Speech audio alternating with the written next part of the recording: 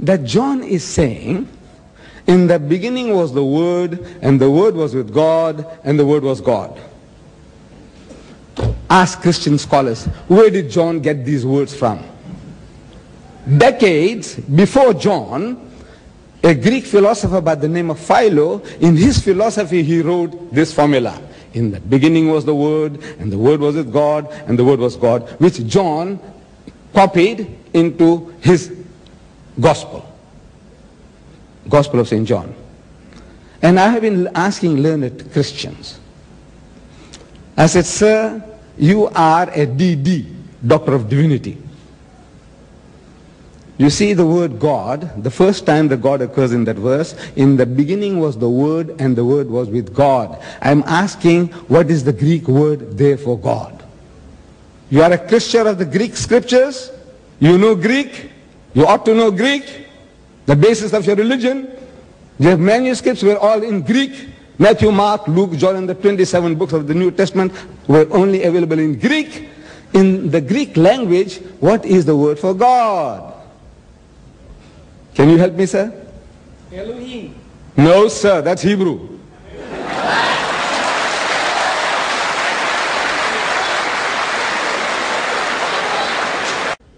The word is theos. Theos in Greek means God, and the word there is hotheos. Hotheos means the God. Now, according to the system of the Western nations, when they have a proper noun, they start with a capital. Proper noun. Common noun, small g. Proper noun, capital G. God, for God. So there, in the translations, you have got God with a capital G. Accepted. That's your system.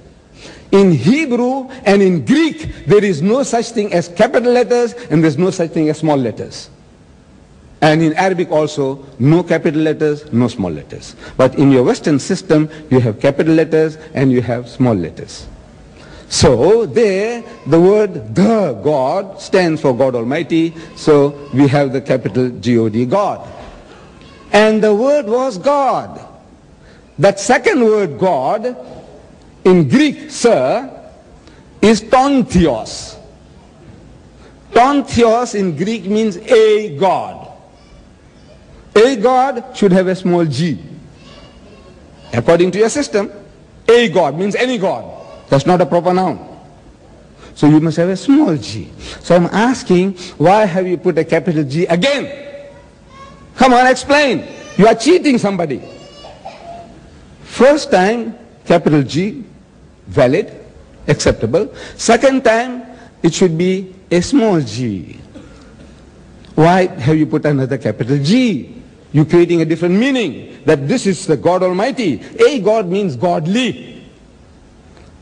You see, in the book of Corinthians, you read there, and the devil is the God of this world. He is the God. Hotheos in Greek. But you give him a small g. I want to know why. If it is Hotheos, the God, according to your system, sir, your scholars ought to give a capital G for God to the devil. But no. You see, you are playing fast and loose with these manuscripts. You translate them as you like. Then, in the Old Testament, God Almighty speaks to Moses.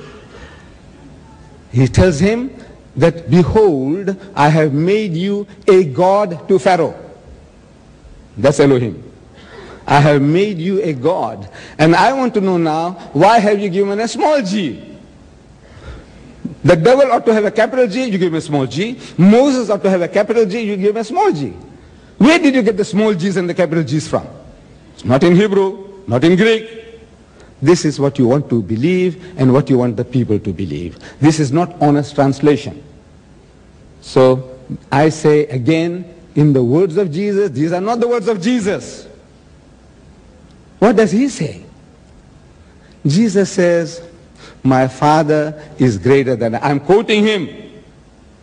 My Father is greater than I.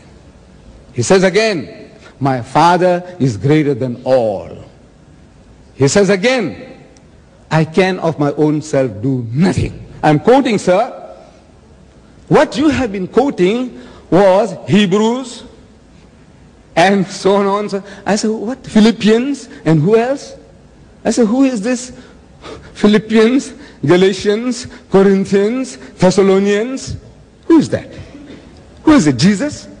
No, it's Paul, Paul, Paul, Paul. I want to know what my master Jesus says. I love him, I respect him, I revere him. I want to follow him. But I want to know what he said. Give me his words.